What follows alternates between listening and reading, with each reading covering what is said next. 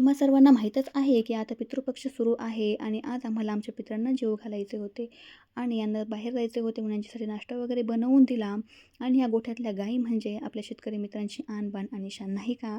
आणि यांच्यामुळेच आपल्या घरामध्ये सुख समृद्धी देखील येते.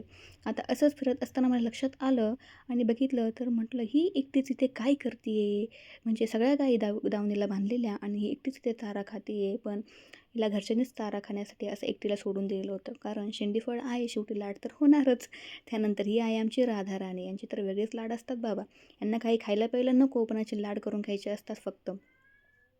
त्यानंतर मग मी इथे वाट बघत होते की मोटर कधी चालू होते. पण मोटर चालवायला थोडासा वेळ होता म्हणून म्हटलं थोडंसं कामच करून घ्यावं. काम करायला गेले, पण त्यात पण मला एवढंसं शेणमागं करायला दम लागला. त्यानंतर मग घरी आले. भाऊने पितरांना नैवेद्य वगैरे दाखवला होता. त्यामुळे लगेच जेवणाची तयारी करून घेतली. आणि आज जेवणामध्ये बनवलं होतं पुरणपोळीचा स्वयंपाक. कोणाकोणाला आवडते कमेंटमध्ये नक्कीच सांगा. आणि कसं आहे ना, गावाकडे असल्यामुळे दारावर ना असं सारखं कोणीतरी येत असतं आणि त्यांना रिकाम्या हातानेही जाऊ देता येत नाही.